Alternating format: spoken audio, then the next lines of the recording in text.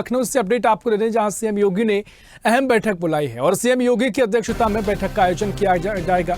शाम 4:30 बजे मंत्रियों की बैठक होगी और बैठक में उपचुनाव की तैयारी, स्वच्छता पखवाड़ा, सदस्यता अभियान पर भी चर्चा की जाएगी। कैबिनेट स्वतंत्र प्रभार राज्य मंत्री होंगे शामिल। सीएम योगी आदित्यनाथ की अध्यक्षता में बैठक का आयोजन किया जाएगा। शाम 4:30 बजे बैठक का आयोजन किया जाने जा रहा है।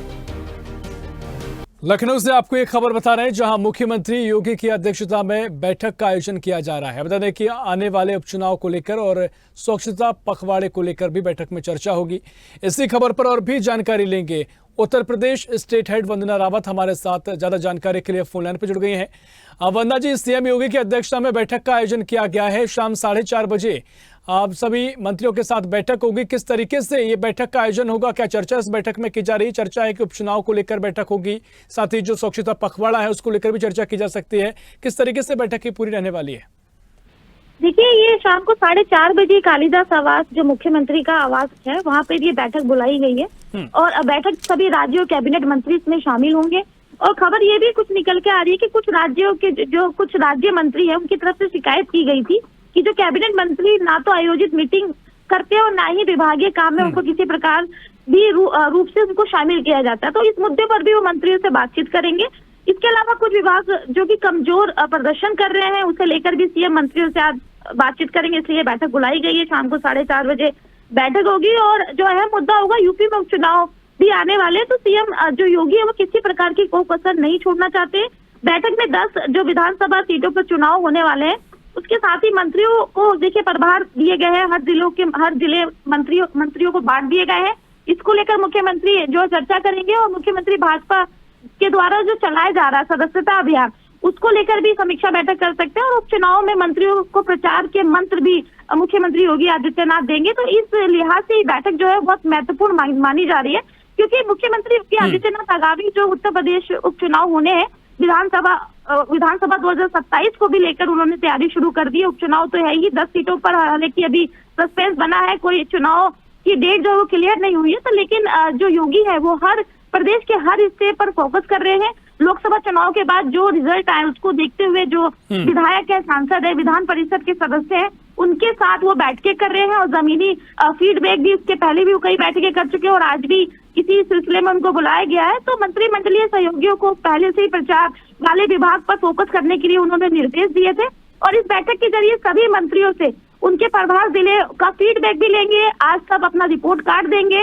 और आगे की रणनीति क्या होगी इसके बारे में भी जो योगी आदित्यनाथ है उनको बताएंगे। और जो 10 विधानसभा सीटों पर उपचुनाव होने हैं वो खाली है और इसमें सबसे महत्वपूर्ण जो सीट है वो मिल्कीपुर है, क्योंकि अयोध्या वैसे भी वो 2024 हार चुके हैं। तो मिल्कीपुर सीट और जो कटेहरी सीट है, ये दोनों सीट मुख्यमंत्री योगी आदित्यनाथ के पास है। तो इस पर काफी फोकस है योगी आदित्यनाथ का। किसी भी हाल में जो 10 सीट है उसके चुनाव होने हैं, तो इन सीटों पर भारतीय जनता पार्टी विजय हासिल करे, इसको लेकर वो कोई भी कसर नहीं छोड़ रहे हैं। जी निश्चित तौर पर देखिए, आपने जिक्र किया कि लोकसभा के परिणाम के बाद अब कोशिश होगी कि एक नई तरीके से शुरुआत पार्टी करे और जो बदला भी लिया जाए। हालांकि जिस तरीके से मिल्कीपुर का जिक्र हो रहा है, फिलहाल क्या तस्वीर वंदना जी नजर आ रही है कि यहाँ पर कोई फाइट है या फिर क्योंकि लोकसभा में तो यहाँ पर हार का सामना बीजेपी को करना पड़ा है अयोध्या में, तो क्या कुछ स्थिति फाइट के तौर पर देखी जा रही है?